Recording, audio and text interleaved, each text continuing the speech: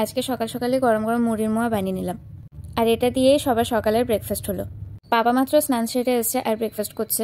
মা এখনো ঠাকুর ঘরে, আর শুভ একটু তাড়াতাড়ি আজকে ঘুমের থেকে উঠে গেছিলো আর এখন সিঁড়িতে বসে বসে রোদটা পাচ্ছে।